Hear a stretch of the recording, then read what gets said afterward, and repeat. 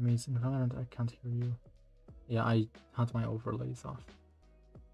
Sound is bad, barely anything. Yeah, the sound is off. There's nothing.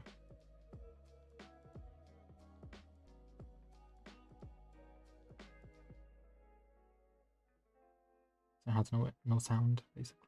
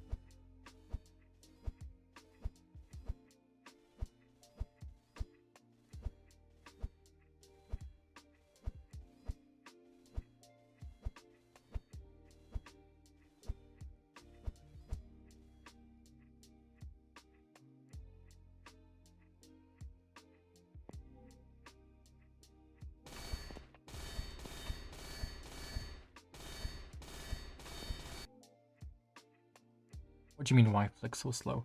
I'm on a low sense. Like, I'm flicking all the time. This is my fastest, like I can do. This is the fastest.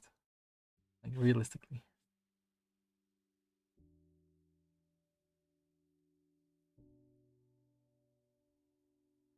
I'll try go fast.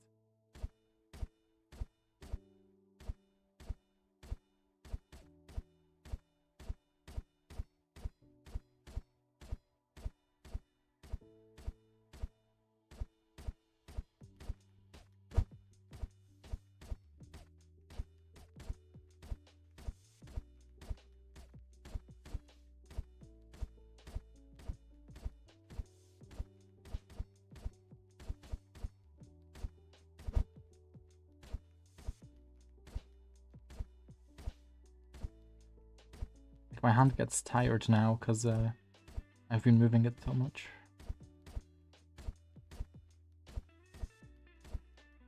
Like, I am on a giga low sense, dude.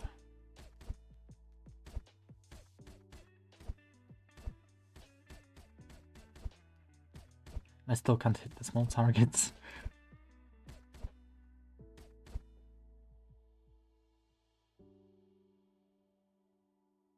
Okay.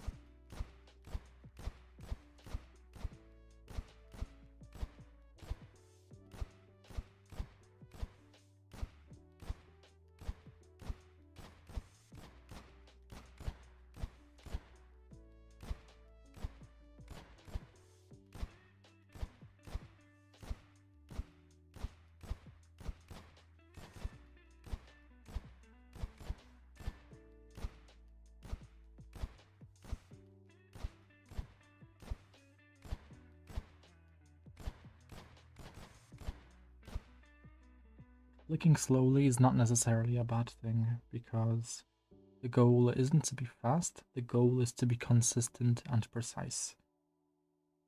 Even if you're fast, it makes no difference if you're gonna miss your shots or your shots are gonna be inconsistent. Even if you're gonna have a few nice shots, sometimes it's way more important to be consistent with aim as opposed to what most people do, where they're gonna like go all out in their aim training.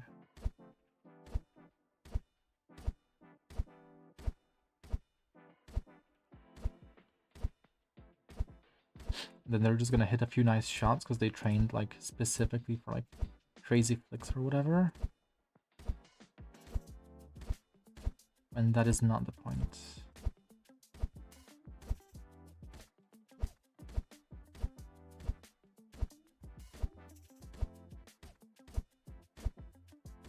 Like this, for example, trains consistency really well for Valorant. Like, really well. This scenario in particular is amazing for Valorant.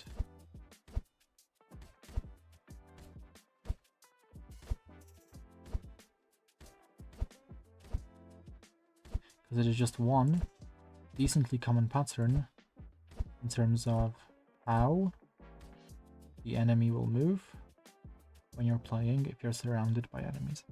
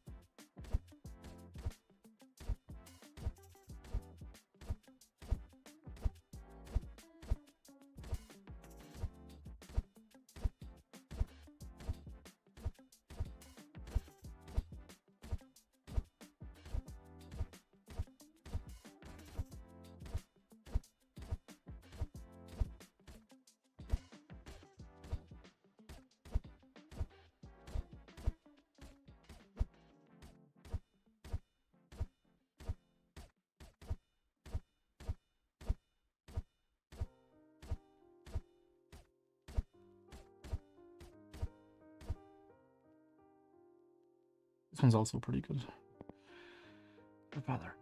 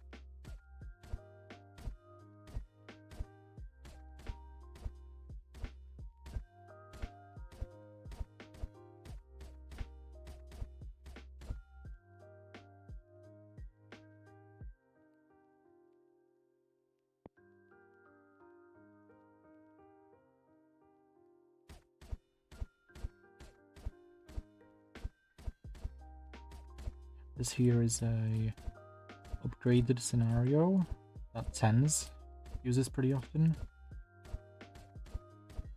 Really good for micro adjusting training.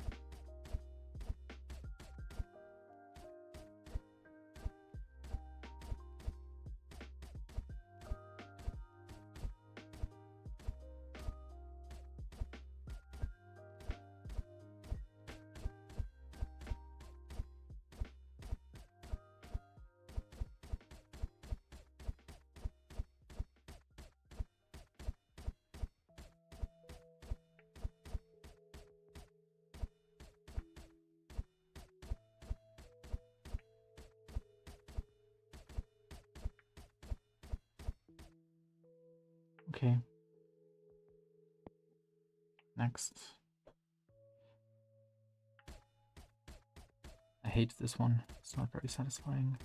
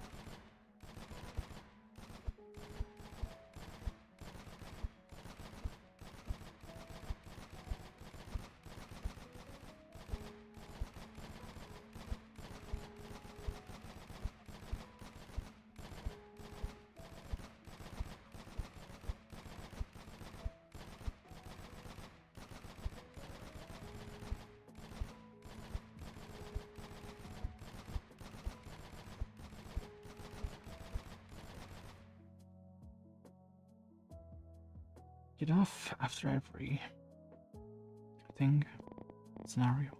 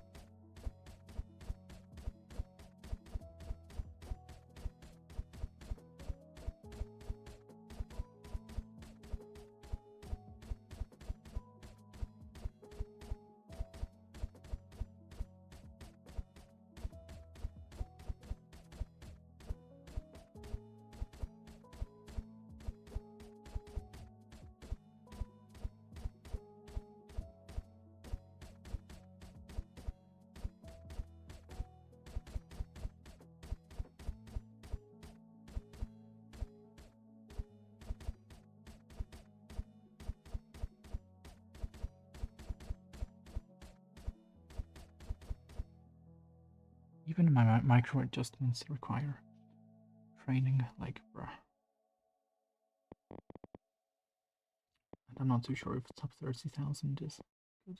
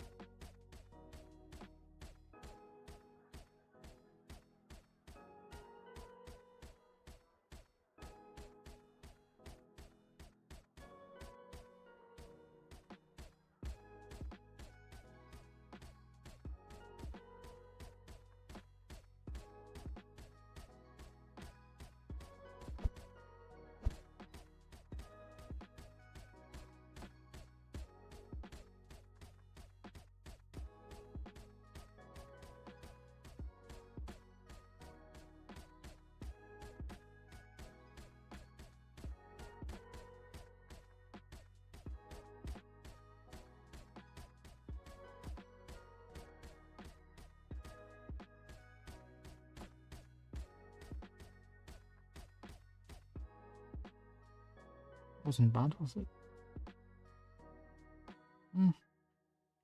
New record, at least.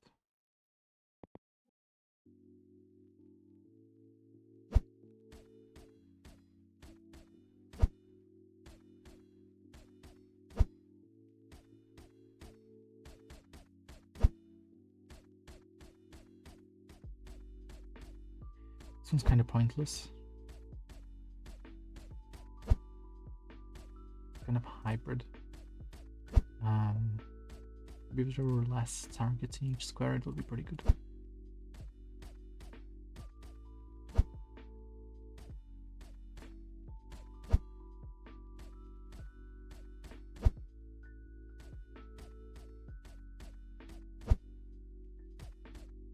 Or if I were just faster.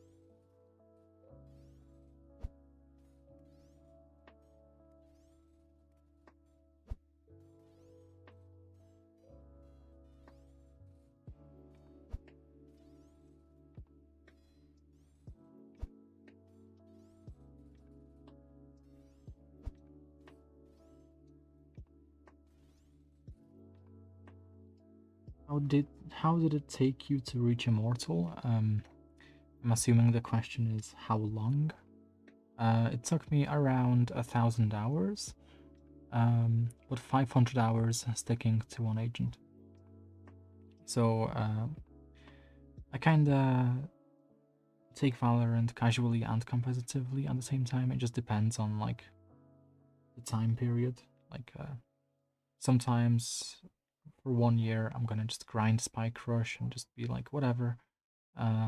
Sometimes I'll just be grinding competitive, and so like if I were to estimate the effective hours I had when I wasn't playing casually and just messing around, yeah, probably around 500 hours. Probably. It's really important to like not fill and actually get good at an agent. That's like probably the number one thing players mess up on. It's just not mastering any agents when it's like the easiest way to rank up. You learn to play every scenario to perfection, and you won't even need aim. Like, that's kind of what happened with me. I kind of learned to play out most scenarios to a really good level on Phoenix, and that's how I got to Immo. And then on Sova, I just kind of got consistent, but even though I'm consistent, I am still really bad. Mechanically, at least, which is an issue. So now I'm trying to fix that. 90th percentile on the leaderboard. What did I even do? What was it? Oh, it was this. Yeah, no, like, there's also the fact that people learn at different rates. I personally learn really slowly. I have a rank up guide. Like, if you add me on Discord, I can send you my rank up guide, which is like a documentation of my improvement process. Okay, I think I'll play this again. So this is good.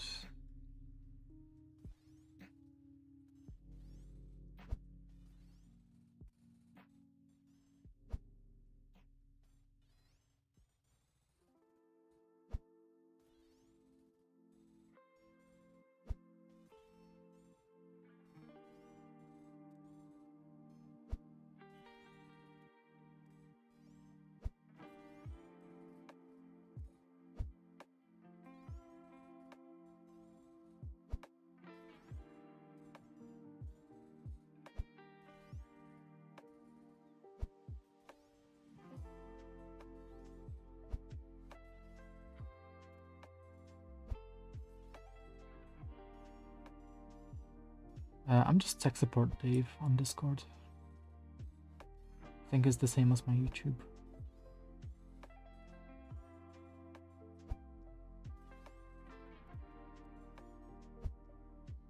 Did I improve? No.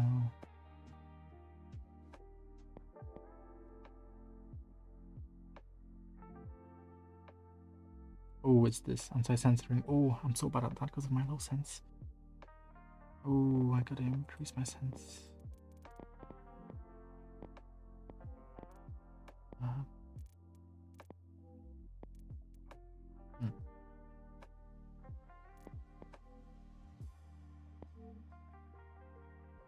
Oh, it reset. I didn't mean to do that.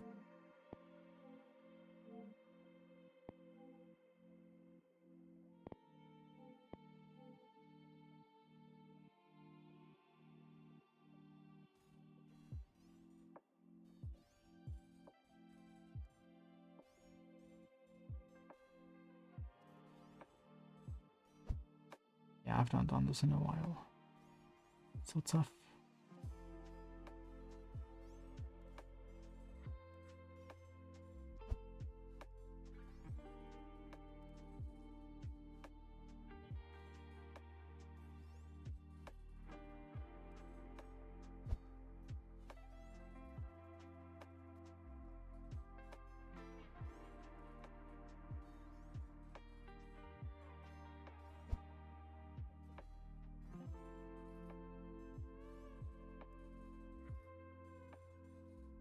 I know it's like the same speed and all that, but still so tough to track, even when it's predictable. Who's your favorite team? I don't have a favorite team. I have a favorite player, Exter. I am a huge fan of Exter. The issue is, unfortunately, he plays Yoru, and Yoru is a very complex agent, so I cannot ever hope to play Yoru to a successful degree, because I'm not that good. I can play Sova, though, to a successful degree. But yeah, I think Exter kind of fell off recently, but he used to make some insane plays. Like, I've seen one of it, there's like one of his icebox aces in ranked where he's just like jumping all over fucking A site like a fucking maniac, just fucking aimbot, trigger bot level ace. And like, I can't, like, this guy, dude, he used to be insane. I'm not too sure now. Recently he hasn't done anything inhuman. Like, he has mostly been doing Radiant level plays, but his icebox ace, that was something. You'd have to look into it. But there is like that one ace on icebox where, like, I think all he had was a shorty or something like that, or a classic, and he just like 1v5'd the entire enemy team. Like, it was insane, dude. Like, the timings, the precision, like, oh my god. Yeah, he's still a beast. But he's like, it's like you can kind of see how like a person could get to that level, but in the past, oh, he really made some plays that like seemed impossible to make. Like, they were so good, it feels like they were just lucky, essentially. Like a massive luck factor combined with a massive skill factor.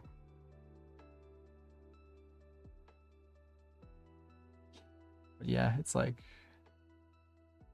yeah, like after seeing some of his aces, some of his plays, I got so fucking like just obsessed with this player. Like, before that, I would really enjoy watching Subrosa and Nats, especially their Phoenix. This was before Subrosa gone down like the normie entertainment route.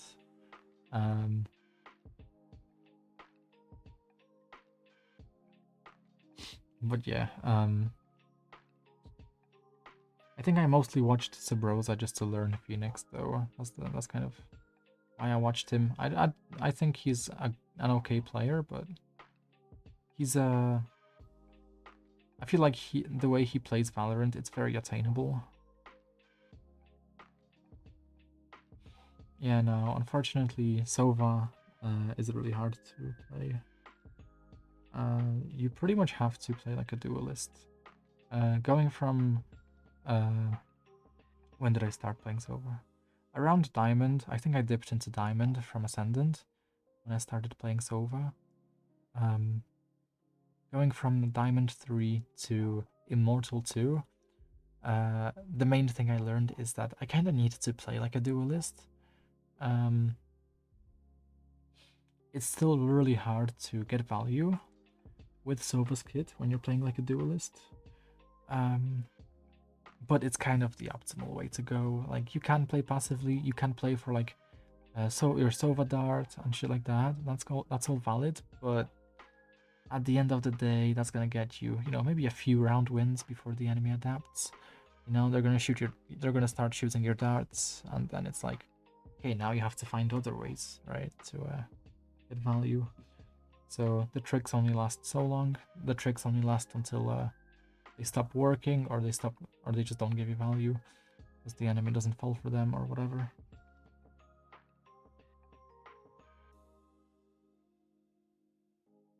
It's like when that happens, where like when your tricks aren't really giving you value, you just need to play like a duelist. Like, at that point, you just can't really avoid it.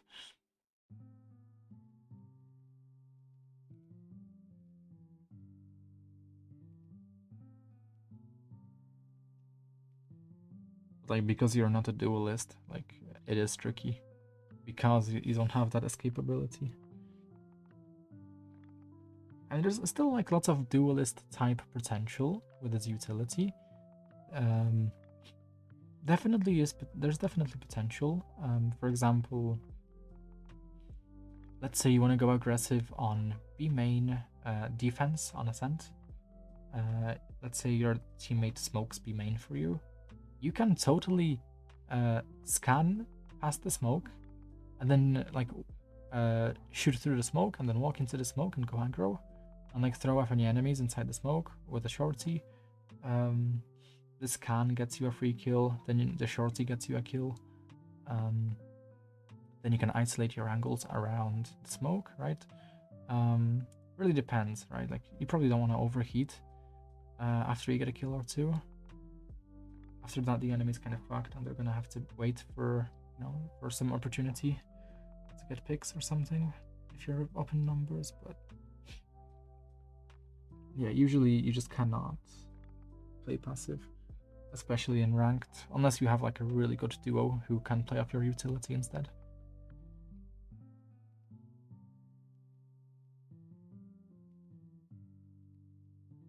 But if you don't have that duo who's like better than you and you can support them very easily, then yeah, unlucky. Gotta play like a duelist, or you gotta play duelist. Either one. I personally, if I were going for Radiant, I would stay on duelist. Like, if I were to go for Radiant, duelist 100%. Yeah, like it's really hard to get your teammates to like actually think about your utility. Like, players don't think in ranked. Like, they're not ready for that, especially like below Immortal 3. After Immortal 3, 200 RR, or like I don't know, like some high Immortal 3, that's when like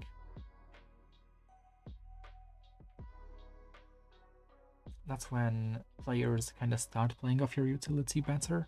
So that's when playing Sova does kind of pay off, even if it's passive. But until then, you do have to like push ahead. You have to push yourself, like mechanically, game sense wise, like in every aspect basically. I've been neglecting one aspect, which is my mechanics. Now it's kind of tough. Like if my teammates don't get the kills, I can't either. So kind of the biggest inconsistency in my gameplay, lack of aim.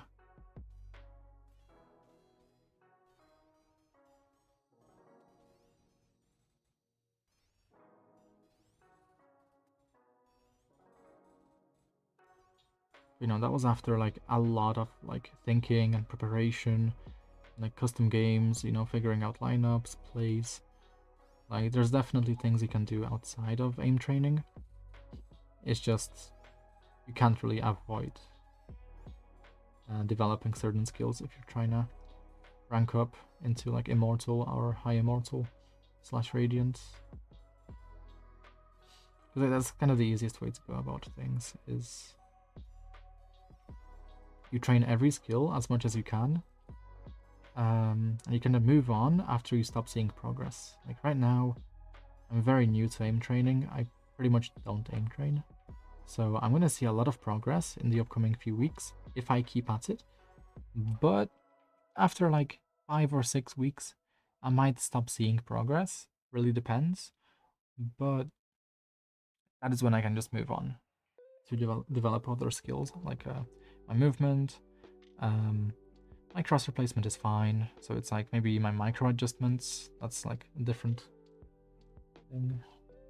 Do you have trouble with Ascendant? It's not that I had trouble, it's just like it was annoying. It was really annoying. Like it's like the rank is known as the hand-holding elo.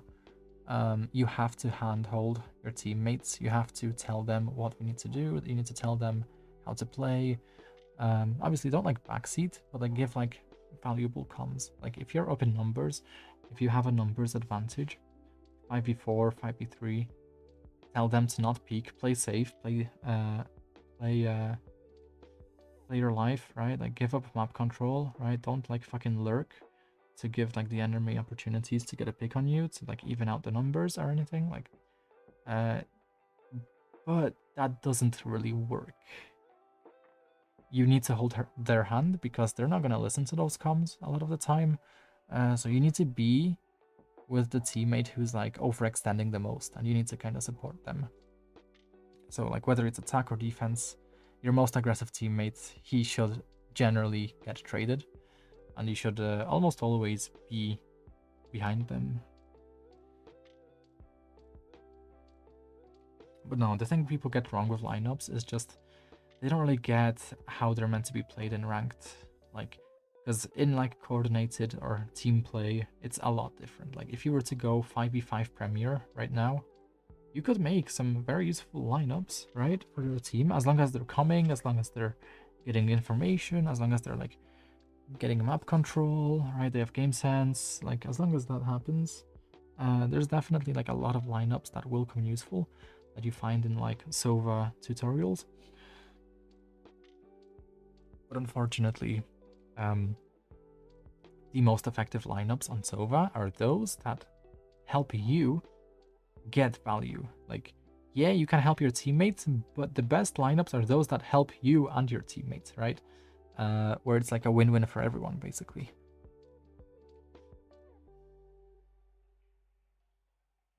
Team play? I don't think so. Consistency, like individual consistency, being consistent as an individual, that's important. You're not gonna get team play in ranked solo queue. Like in duo queue, yeah, you might get team play, but if you're solo, you're not gonna get team play. It's hard to coordinate that. Players don't play this in this elo necessarily because they did team play. There's many reasons people hit Ascendant, but team play is not the most common reason. The most common reason would be because they grinded a lot, or there's just like one skill they're good at. Like maybe they're really good on like defense and then they suck on attack. That's often the case. They just get really good at playing certain angles, and the rest of the game they suck at. So that's kind of why some people are in Ascendant and not higher. Like you need to learn to play like every major area of every map to perfection on your agent. That's why filling is really bad, because like if you need to master how to play every area and you're filling on top of that, you're not gonna master how to play every area, because now you're doubling your workload. Instead of like 2,000 Valorant scenarios, 3,000 Valorant scenarios, now you're making yourself do double that, triple that, depending on how many agents you're filling. So like if you have like 3,000 Valorant scenarios to master and learn how to play, well, with filling, you're gonna have 6,000, 9,000, 12,000. You don't know how to use your util to give yourself the biggest advantage in every situation. You know, that's really bad. It's like one tricking is really good to do for improvement, not necessarily rank, but for improvement, one tricking is really good.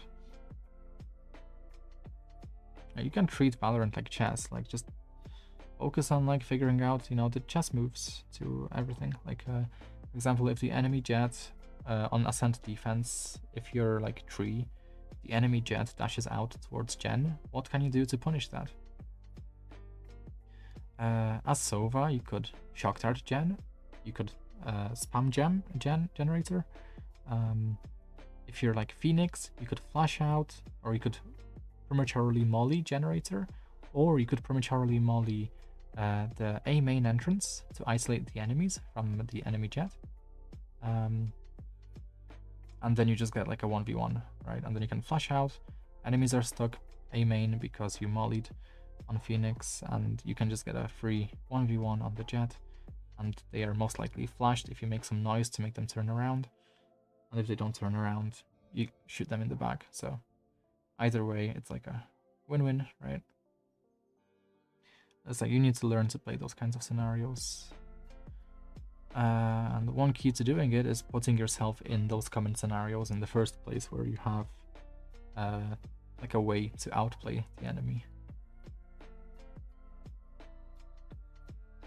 Like, it's totally valid to like go out of your way to put yourself in certain situations just so you can figure out how to play them. Like, even if it loses you the round, at least now you know how to play the scenario. And it's like, that's just kind of, you have to play with intention. You have to improve with intention, and you have to play with intention. So, which agent do you play right now? I might be able to give you some tips if it's like an agent I've played and mastered. I've played and mastered Brimstone.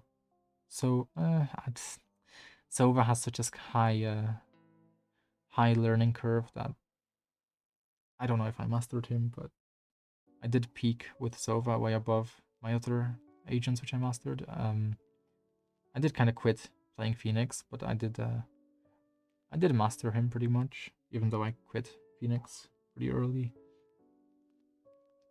So he did get a bit boring, kind of like Brimstone did. I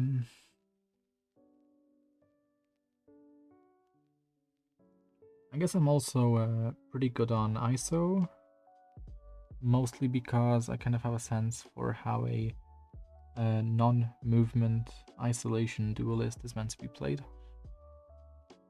So like I can probably play Reyna as well. I can probably play something, I don't know. Flash agents are really good. Like every agent has like a way to like get free kills, but it's just, like, you gotta figure out like how do you get like the most value with your abilities on the agent you're playing. On Phoenix, that generally involves flashing an area of the map that the enemy like is like wide open in, so they have like no cover to fall behind. Like if you flash the enemy when they are like pushing up some narrow choke point, then like they're dead. Yeah, with Fade, it's kind of tricky. Yeah, Fade can play aggressively, definitely. But her dogs do get shot down pretty easily, so the way you play off them is kind of precise. You have to be very precise with how you play off your dogs. A weapon with a fast pull-out time is really good if you are playing off your dogs. Generally, yeah, her eye, I think you don't really need lineups for her eye. You just need to know where to throw the eye. And I think it's, for example, on Lotus. I love Fade on Lotus. My favorite agent for that map is Fade. I think you have to figure out how to get the most potential value out of your utility if you're playing tree on defense. That's like the number one thing. If you're playing tree, because for example, it's simple. If you're pushing up A on defense and you're like taking A main control, that's really simple. You seize with your raise nade, with your raises nade, and then if the enemy fights back with some util, you just high really high to help you fight, and like you just take A main control easily. But if you don't have the utility, if you don't have like a raise, or you don't have like someone playing with you, or your team doesn't want to fight A main for whatever reason, which for some reason happens way more often than it should, then you need to learn to like play from tree, go for wall bangs with like Ares, Odin, Guardian, Sheriff even. You need like wall bangs for all the common wall bang spots. So like you need to be able to wall bang into a lobby. I do have a lineup which I could share with you if you add me on Discord for wall banging into a lobby, because with the pings nerf you can't really just wing the wall bangs anymore. You need to be able to wall bang kind of, there's like a corner in front of root that players kind of jump into after they jump onto root. You need to be able to wall bang into that corner, because that's going to get you free kills or free damage. You need to deny switch by wall banging through the 3 doors when the enemy gets close. And you need to be able to wall bang the orb. If the enemy takes orb, you need to punish them for trying to take the orb. You need to punish them for trying to go into like the corner near the orb. If the enemy tries going B, you want to punish them by wall banging through into B, because it's like a narrow entrance that isn't really worth wall banging into. So you just need to be able to counter the enemy in any way imaginable. If they hop across route into that small corner, punish them. If they try taking tree by opening switch, punish them. If they're peeking rubble, punish them. If they're taking orb, punish them. If they're trying to split push into B through A main into like breakable, you have to punish them. Like, I'm not really doing that. That's probably why my Lotus win rate is dipping. It used to be like obnoxiously high. Like, I pretty much never lost a Lotus game when I started playing Fade, but then something happened. Something went wrong. And now I suck on Lotus for whatever reason. Even though I know everything that I need to do.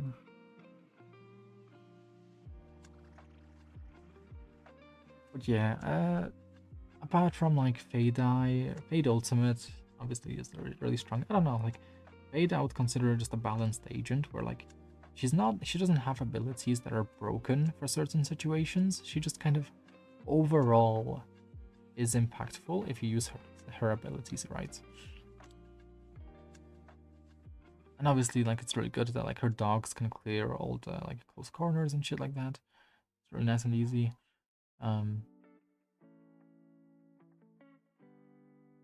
It's kind of the reason I like Fade as well, on attack at least. You can just clear everything with her dogs. Like, you don't have to worry about close corners unless like the enemy has an omen and he can dodge your dogs, then yeah. Anyways, I'm done with the routine, so I think, I don't know, if you're still here, I could show a few lineups on like an agent if you want.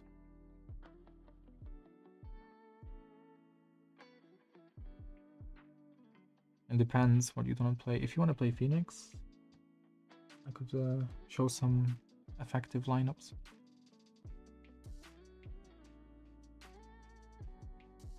Yeah, no, even if team isn't communicating, it's like, yeah, it's a bit of a disadvantage, but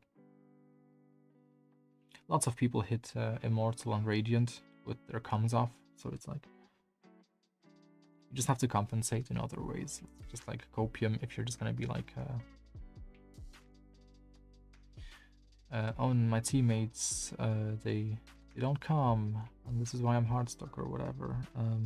I don't know, people have so many excuses for why they're like stuck in a rank. Like, the excuse is literally just like stall your progress. Like, you can't be coping like that. Like,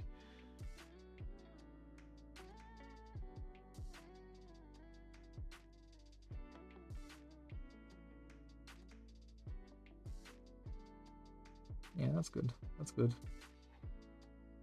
I mean, obviously there are times when it's like undeniably your teammate's fault. It's like, let's not like kid ourselves, right? But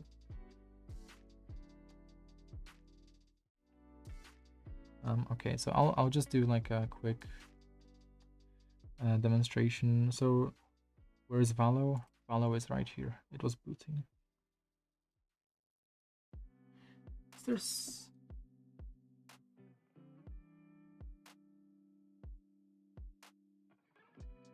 it's a weird graphical bug. Oh no, it's just 2 different people. Okay, never mind.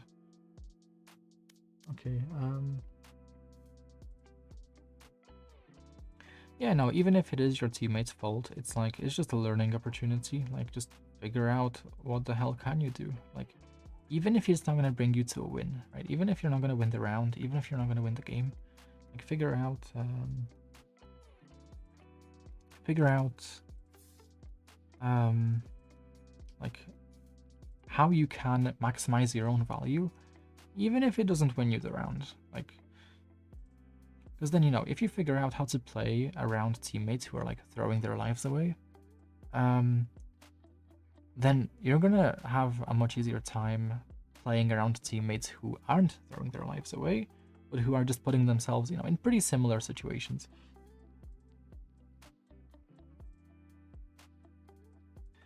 Okay, but yeah, so which map do you want? Which agent and which map? I'll do like a quick lesson for you. Because I can play Phoenix, Sova, ISO. I'm kind of new to ISO, but it's pretty much the same as Phoenix, I think.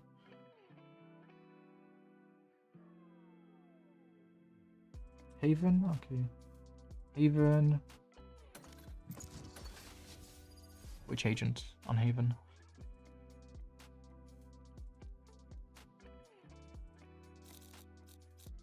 Sova? Okay. Wherever they run, I will find them. So the annoying thing is that there's many ways for you to get value in ranked as Sova or as any like Initiator type agent. My ult is ready. It's definitely correct to start on defense, to start a main, a Sova, or any Initiator, because obviously you can get info, you can get deep info, and you can cover this line basically solo, right?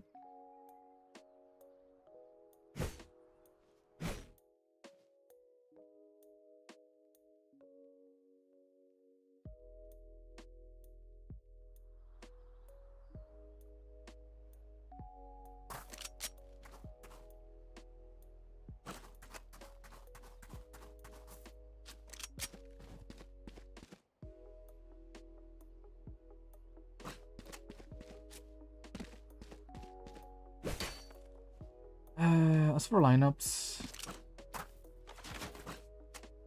there's a few. There's a few. So let's say you take the orb. The orb. You can do this lineup here. Revealing area. Just off of this antenna. This is like hidden tag. And then it's just gonna land on the tip of the roof here. Or on the wall.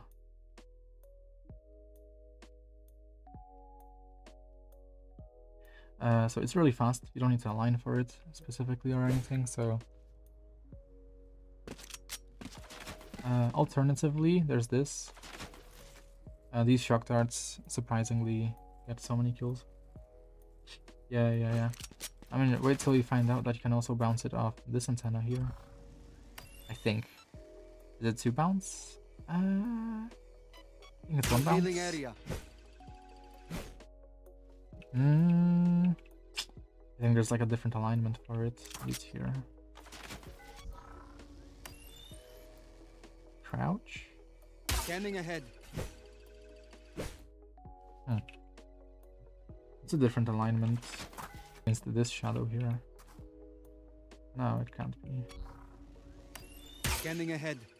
There was a lineup here too. Yeah, not working. There was a lineup for C long, which is also really good. Why am I going up? What? A long.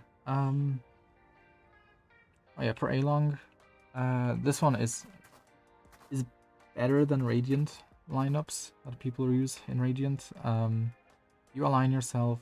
Is the standard alignment for this lineup, but it's a different method of doing it. So you align yourself either with the wood and the wall, so they meet, or you stand against this shadow roughly. I prefer to align with the wood just because you have time in the pre-round. Then you aim at this indent, the bricks, whilst crouched.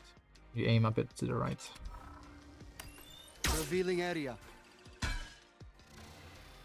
The reason this one is better than Radiant is because It still scans, like this could be and all that. But it scans this spot, still this spot.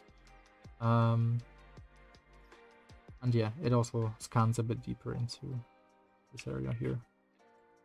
The original lineup lands like here, roughly here. And it doesn't scan this, doesn't scan this, doesn't scan that.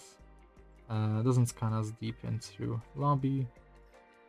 The only positive is it kind of scans deeper into here. But yeah, sparing you the details. Yeah, you want to use that lineup instead. I don't know the exact leeway because I just align with the wood and it never fails. But yeah. Revealing area. And then off this, you can push up. I strongly recommend getting comfortable pushing up these angles. Because even if you just peek here, you might just get a kill for free. If you don't peek, or if you know the enemies that are close, holding from here is great, super strong. Even holding from here is great. Holding from here is good, because after you get a kill, you can literally just go back into cover and go back. And you're not gonna get swung. The timing is like where you're just not gonna get swung, and you can fall back after being in this off angle. Like, no one clears it. You're just gonna die here too. And in some cases, with certain guns, you're not even gonna be visible to them. If they pre-aim like this, if they walk out like that, like, you're behind their gun, pretty much. Where would you position yourself depending on each situation? If the enemy is hard rushing me, let's say enemy Neon is stunning this and making me fall back, I will try to get some damage in. Then I'm gonna fall back. If it's an enemy ISO pushing me instead, I'll have my shock dart ready here to destroy his shield to stall this push. I'm gonna destroy the shield. I'm gonna focus my attention on short. If they commit to the push, I will be ready to peek here. Holding from this angle is really strong, especially if they're rushing. Even if it's a Neon, if it's an ISO, whatever, it's really strong because if they have like Reyna blinds or Phoenix flashes or something, you can just play anti-flash here. It's fine. And then you can also play for teammates if they are backside. You can still cover short here. So if you're the GOAT, you can totally like take care of these guys and then flick back and take care of these guys. Shock darts are really strong on short. And FPS doesn't really matter that much, but sure. 350, I think. It's capped. It's capped for consistency. So you can like make up like a shock dart lineup or something here. And it's gonna hit this cubby here, so anyone here takes full damage. And there's no way for them to dodge it.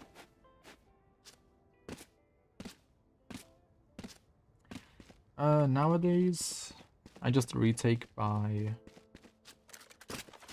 I mean, I know FPS matters, but like Valorant runs on like the oldest machines. It's like, if you're not getting at least 140 FPS, like, what are you running, bro? Like, you're on a potato. Nowadays, I just do this recon here. Scanning ahead. And then just hop across. And I can peek with it. But I used to have like line up here. One sec.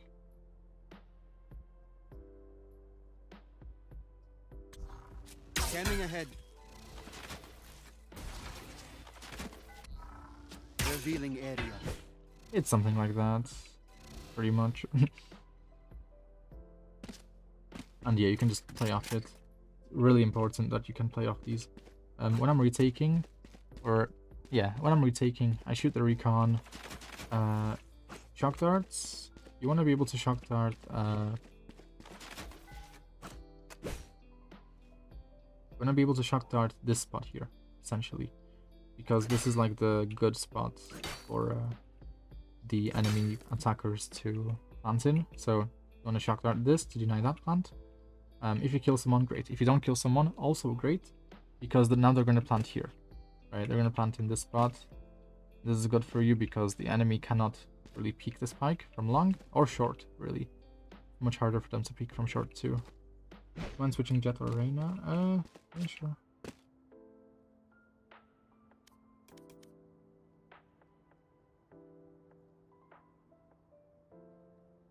"30 seconds left." Not too sure why, but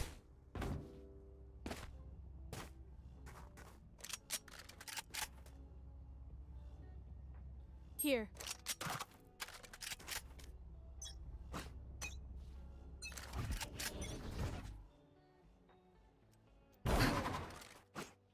yeah, I don't really play Jet. I used to, but it was like in bronze. Thrifty. How would you start each round on defense, for example? On Jet?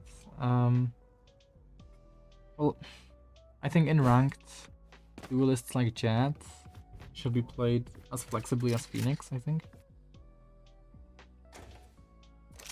So if you have an operator, yeah, going A long is gonna be correct, but it's also gonna be like predictable past 1 point. So like after you get a kill here, or like if you're holding with an amp, like a bunch of angles here that you can use to get kills on people.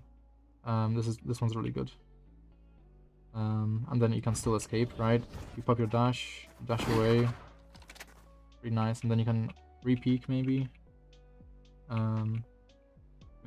Pretty chill. No, I think personally I would just hold this angle because my reflexes are better than my aim. But let's see. Yeah, after it gets predictable on A,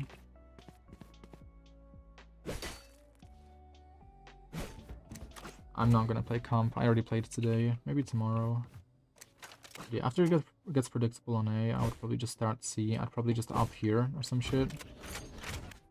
Like if I have a hard read that the enemy is gonna go C, like let's say they have a Silver ultimate, Phoenix ultimate, and they always use Phoenix ultimate on C.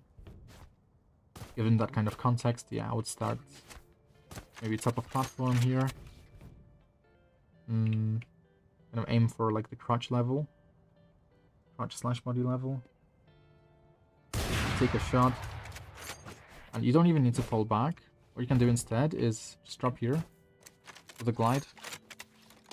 And then you can just like play with like a shotgun here. Like if you pre-place yourself like a shotgun. That's something I would try if the enemy still rushes me with their ultimates. So I'd pick up a shotgun. I just play here around my teammate smoke. I think that's what I would do. And then also, I will still have my dash, right? I will still have my dash, so I could easily reposition still. If they're pinching me garage, for example, if my teammates don't have garage and they're pinching me, I can totally just reposition here and play around the smoke here. And then as they push out of garage, I also have an angle here for them, right? Or I can just go back here, or I can dash into this Kobe instead.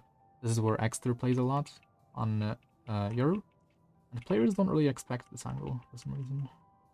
It's a pretty strong shotgun angle, even if you're getting rushed from C-long. So kill this guy, then you can like dash away into this garage smoke, like if the enemies smoke it for some reason. In higher levels of play, they wouldn't smoke it on a split push, but I think in most ranks they would. What power supply do I use? What?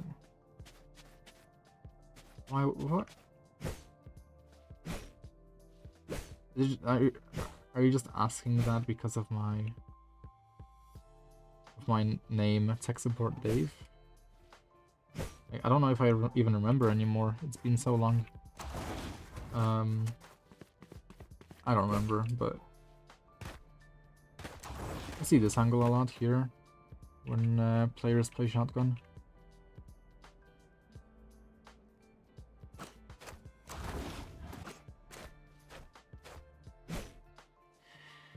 But I just wouldn't play Jet. Like, Jet is like so skill based in a way. Like, yeah, you can like play here and shit like that, right? You Even a shotgun would be valid here. Just gonna sit here with a shotgun. That would be pretty cool. Get kills here. Like that. This is probably a dumb angle, but just sitting here. Pow. Someone in the face. Someone in the face here. But no, in general, I would play Jet by just constantly changing up my position. Like one round I would peek here. I would hold window. Okay, second round I would push up. Push up here. And take a pick on anyone pushing into garage. Another round I would maybe round 1, I think I would try this instead. Fast flank through mid towards A. I think I would do that. And then like if the enemy's a rush, right, then I just have like an instant flank on the enemies. In most ranks this works. In most ranks this definitely works on average. And then the enemy is gonna be like fucking traumatized after, and you just don't have to ever flank ever again. Or you can flank again to show the enemy, oh look, I am flanking, I'm a free kill. And then they're gonna fucking dedicate one guy on flank non-stop to just hold you. Do I play other games? Most recently Battlefield. But not the newest one, just Battlefield 1 and Battlefield 1 and Battlefield 5. So they're pretty fucking good too. But I can show some actually good Sova lineups.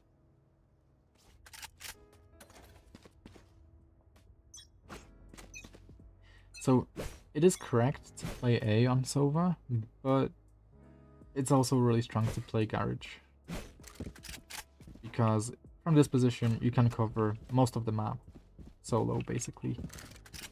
It's like this wallbang spot here on this ridge. With an Odin. Just aim at the level of the attacks. This is gonna wallbang anyone here. They're gonna get headshotted or just dead. I'm not so sure if that's the exact wallbang, but yeah, you'd have to test it. Maybe it's like this. Yeah. But playing Garage, really strong. Same on attack. The same as on attack. On attack, you can wallbang this entire wall here. If there's a good chance enemy has enough economy for just shotguns or weaker weapons like stingers, denying this cross here is really strong, so you can just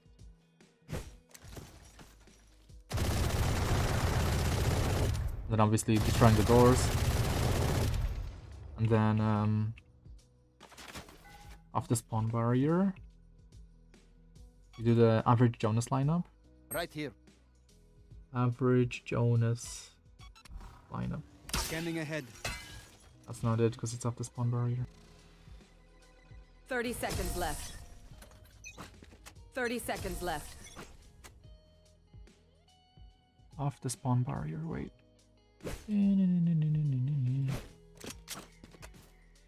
Oh, it's here. So, average Jonas lineup for Garage. And there's a timing where you can get peeked soon after you shoot the dart. So, I would just spam this. I would honestly just spam this and get ready to flick onto anyone peeking you. So it's effectively a pre-fire with a lot of pressure being created here. But yeah, you do have to be ready for it, because that's the only way they can dodge your dart. The dart lands like on this wall here. Right here. So they can only dodge it if they are here, basically. That's the only way for them to dodge it. So they have to peek if they want to dodge it.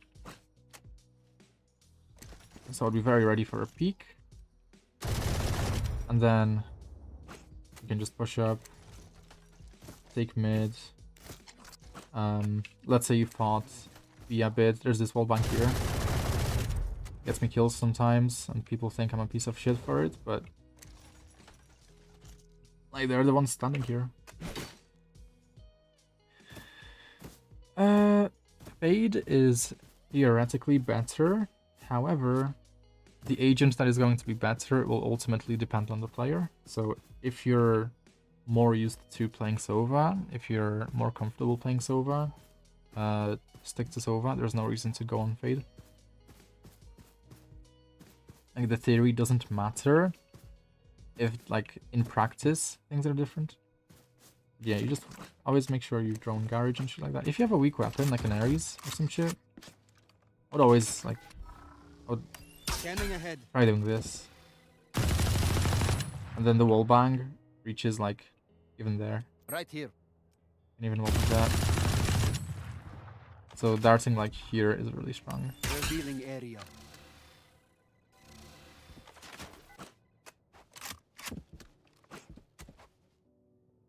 Yeah, okay, I'll show you the actual good lineups. Okay, on attack, C. Stand, kind of just on the right half of this window. Crouch, you probably know this one, but crouch, aim at this log. Scanning ahead. I missed it somehow, what? That happens sometimes where, like, they change something. They change something about, like, the physics. I don't know. It's weird. Like, it can't be the middle of the window. Like, yeah, right half of the window. Maybe it's because my crosshair is different. Like, it should work every time. Oh, maybe I just aimed too high. Maybe that's it. Yeah, so I think it should be fine if I just don't aim so high. Scanning ahead. Yeah, it's just because I changed my crosshair. Okay. It is a crouch. It is a crouch. It's just because I changed my crosshair. That's why I got it off a bit.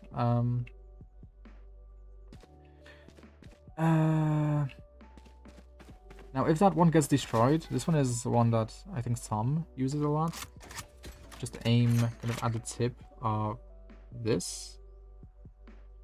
Oh, you don't crouch. Okay. Usually it's done with a crouch, but yeah. You aim at the tip of this roof here. Revealing area. I did not mean to do a bounce. Revealing area.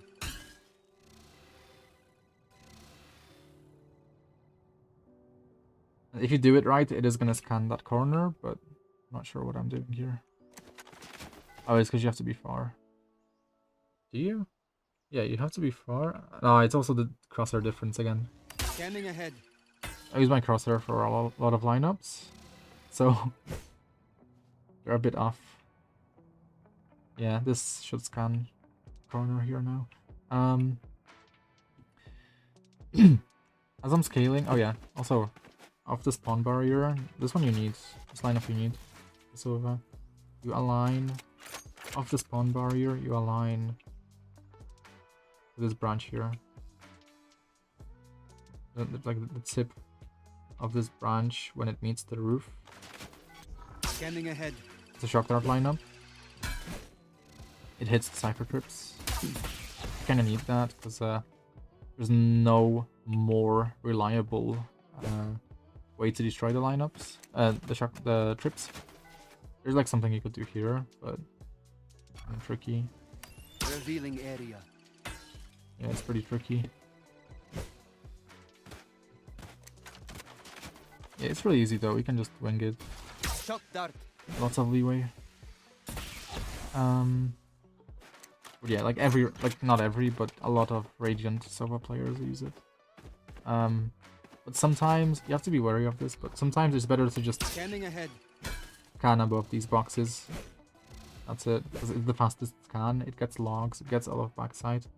There's nowhere really for the enemy to hide. It gets this as well. Right here. That's the spot if you do it right. See the exact spot. You need to scan. Right here. There. Okay. On this pillar. Okay, so on this pillar then. Revealing area. Okay. And this way you're gonna scan pretty much the most angles apart from CT and this spot here.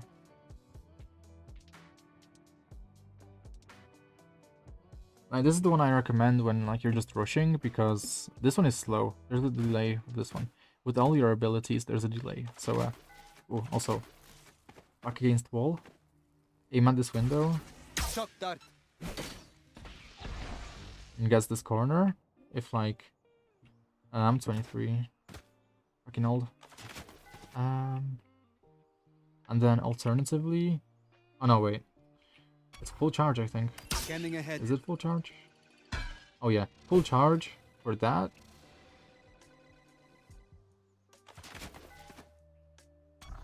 Scanning ahead. 2 charge for this corner. It's all just from the window. And then from close. I think it's from up close. Revealing area. No. There's also a way to... I mean, I think this one is just wall Revealing area. wingable. Yeah, this one's pretty wingable.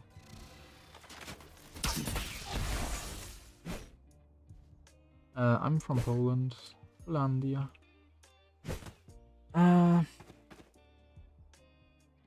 Yeah, droning C is usually too slow.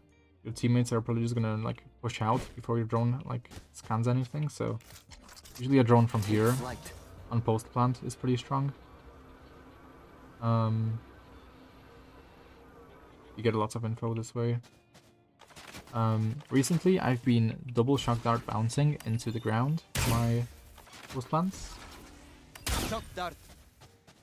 and you can like wait a few seconds if you want, but usually these will land like around 5 seconds, 5 to 7 seconds before the spike explodes. So it's kind of like a safety net. The ground is uneven here, so you need to figure out where to bounce them.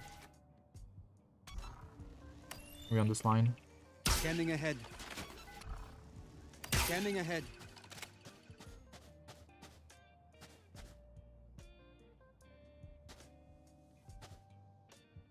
Yeah, India's the best. Okay, no. What a lineup. Oh my god.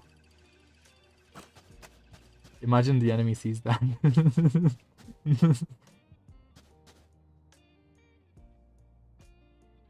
But yeah, that's a lineup. Distraction lineup. And there are a few lineups that I think are worth learning. There's one I have for this copy here. I could show it. The reason the shock dart here, this copy on attack, is good is because it's just the most annoying spot to clear. Enemy can flood out on a timing from garage. Let me pull it up because it's kind of useful, to be honest.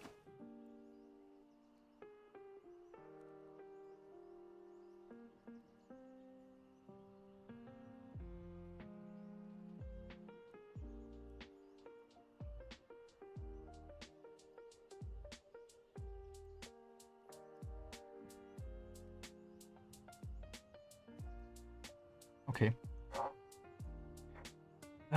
2 bounce like this. Okay, that's really simple. Just on this edge. 2 bounce. The shock dart. 2 bounce. Shock dart. Oh, it lands really slowly. That's an issue. But yeah, it does land really slow. So I'm not sure. I'm not sure if it's that good. Oh, actually, there's this one here. You can do this one. This one's faster. I'll do a recon so it shows. Revealing area. Yeah, this one's better. Okay. This one's way simpler. Okay. I think there's also this one, but it's harder to do. This one is like harder to remember. You peek until you see the trumpet, and then you aim to the right of this log. Yeah, it took way too long. This one also lands pretty quickly though. Scanning ahead. I think there's a delay, major delay. Yeah, this one also lands pretty quickly. This one is the harder one. This one's the easiest, I think. Revealing area. Yeah. So yeah, take your pick. This one or that one. I would not use the slow one. The slow one is kind of shit. But it can be used as a double shock dart, which is nice. Revealing area. Scanning ahead. Yeah. If you're going for clips, that's fine. If you don't care about clips, then don't use this. But no, it is pretty useful to have if you're not sure where to shock dart. The same as on Phoenix, you always want to molly this. Pretty much always, there's no exceptions really, because it's just the most consistent way to get like onto the site. You can deal with like all these angles here pretty easily if you just scale across with your Phoenix wall or something. Especially if you have flashes. For B it's a bit annoying, but actually maybe C defense. For C defense, I just have one main lineup, and two, and they're really good. This one is just for your ultimate. Right here. The content creator SnappyX Standing ahead. uses this one, and it just lands behind the enemy, and you just ult off that. Bye bye. And then the lineup that gets me a lot of kills, without my ultimate, is here. I just put my charge bar into this gap. Very easy to remember. One bounce, tap. And it gets this cubby. And it just gets me kills, dude. It's so good. It's like the best lineup I could have created. There's lots of leeway, so you don't really have to worry that much about messing it up.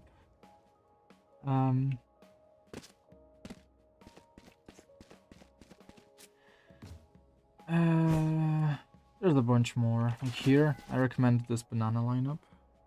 You align Right here. with like the banana. Kind of like that. Shock dart.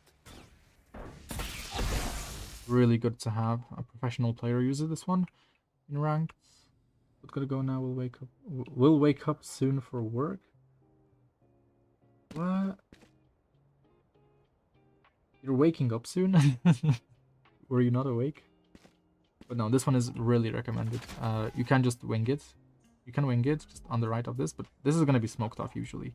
So that's why you use the banana as reference. Revealing area. And it does land pretty optimally. Like if the enemy tries planting here, they're still gonna take some damage. They try planting here, they take damage. I wouldn't really recommend any other lineups, but there's this one. Just align with this. Right here. Scanning ahead. Just kind of lands in the entrance. You can crouch as well to make it land more to the left. Scanning ahead. Same alignment. And it does get this. But you don't really need to know those, because the plant denial is like so strong already. And you definitely want to make the enemy plant in like the worst spots. So like here or here. It's like here they can't plant. You're gonna be here. You're gonna be standing Right there. here. So they cannot plant here. So the only spot they can plant is here. So realistically, you're just stalling the plant so much. The enemy is kind of fucked. For A,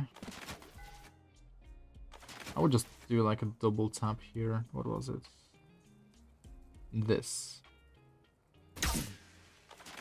Revealing area. This one's almost perfect, but you do want to make it land Right here. here. Because you have to, like, yeah, again, like, you want to pay attention to where the enemy's gonna plant after you shock dart. If they plant here after you shock dart, great. You have an easier easier retake, because now you can stick the spike, knowing that they have so much like worse angles to play from. This guy in B long has to run up. He can't see the spike. Now he can, but if the enemy is rushing you desperately, it's so easy to kill them.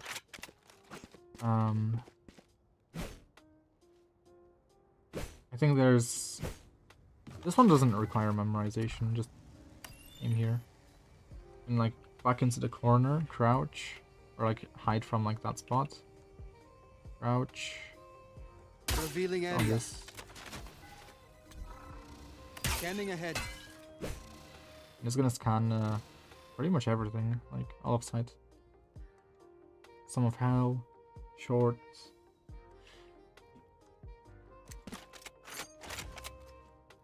A wallbang worth memorizing is this, I think.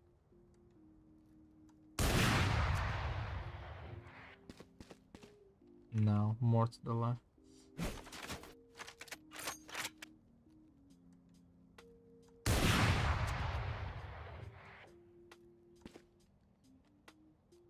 No. But there's definitely like a wallbang here that's kind of good.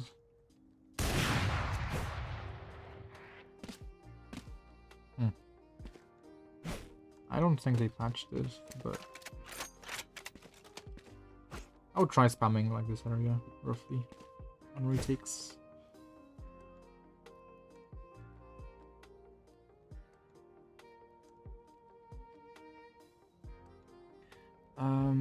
When retaking, if you're flooding out, if the enemy is like rushing along and you're flooding out, it's really nice to like station yourself in some off angle on site.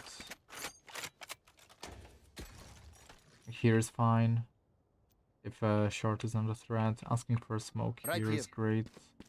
Playing around the smoke, shooting like a recon out of the smoke Revealing area. randomly is gonna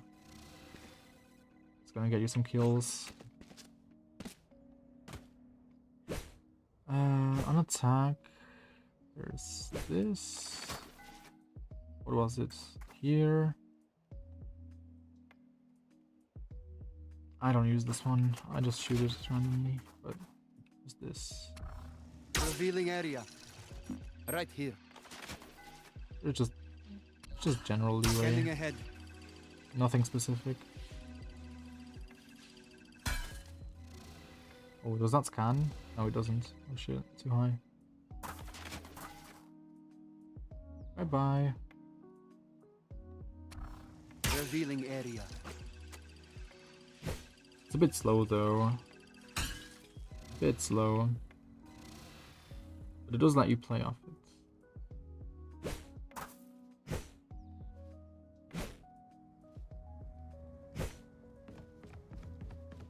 Bye bye.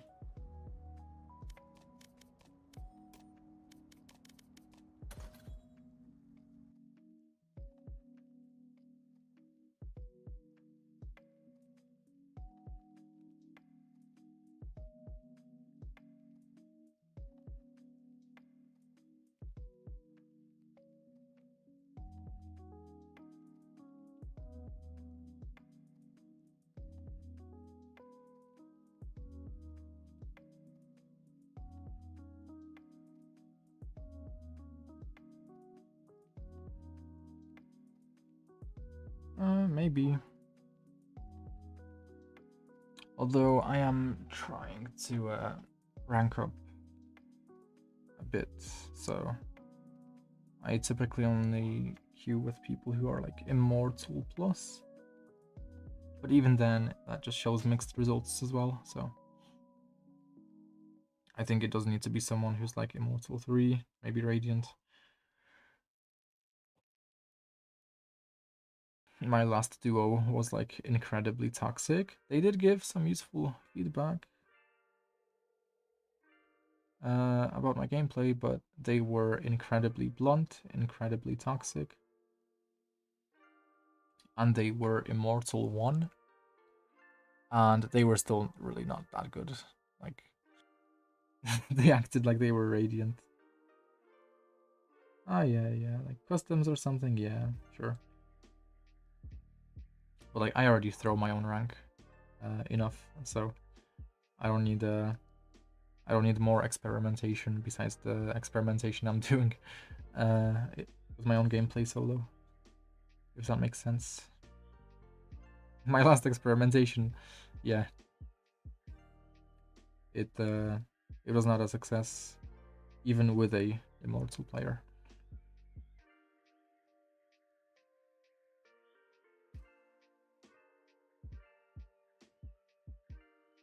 I did not mean to quit.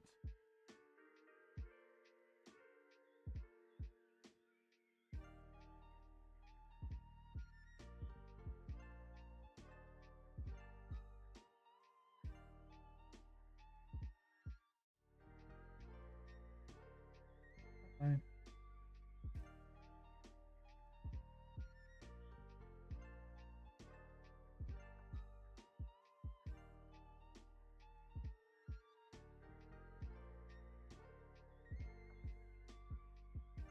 I think there's someone else in the stream.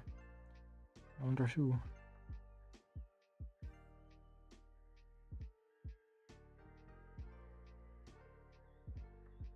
Who could it be?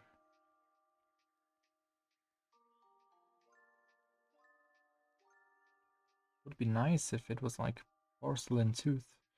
Oh shit, actually, shit. Nah, I was having like... I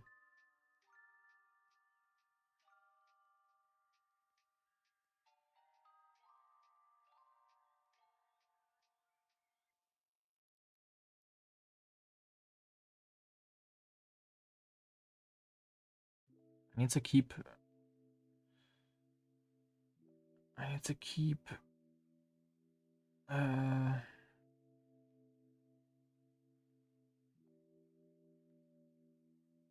need to keep preparing the game to play it. Kind of annoying.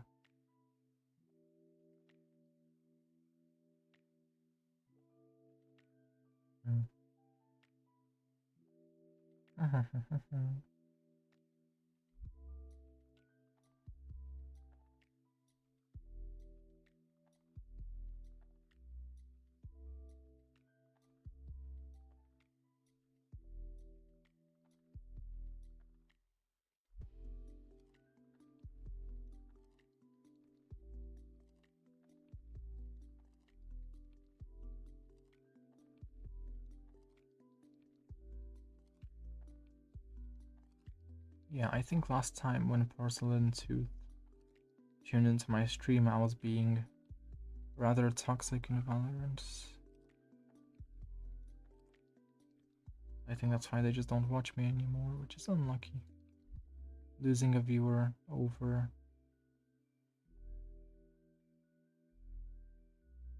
that kind of thing where it just doesn't happen that often.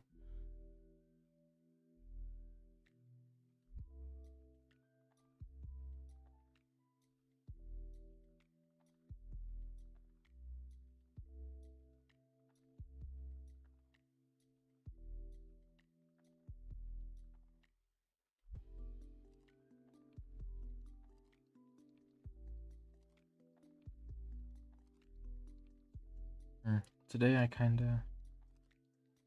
Yeah, I started talking to that fucking brain dead Clove from Ranked. Like, there was no point in that whatsoever. Like, oh my god. Like, in my case, it's not even like about like shielding my ego or something, because my ego was not being attacked. I attacked their fucking ego, and they retaliated. They're very incredibly insecure insecurities.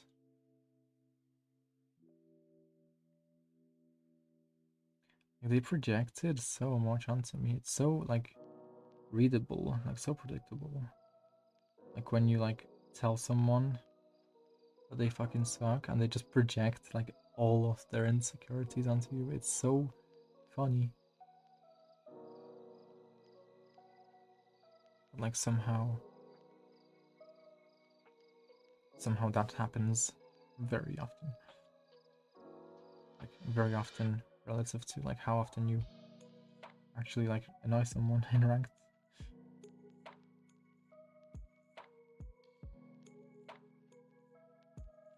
But now, like, if it's like an Ascendant 3 player, they just don't know how to smoke, like, bro. There's like no bias in me saying this. Like, they need to learn to smoke. They can't play a smoke agent. Don't play a smoke agent. It's that simple.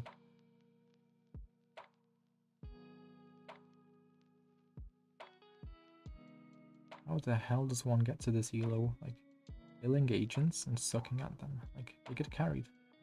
That's the answer. Okay, they top fragged that game.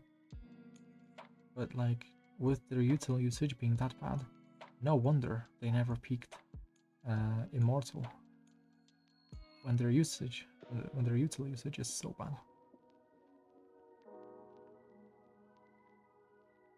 Like they're like the definition of an all aim, no brain player. Like, and it's bad. It is bad. Okay. Can play now.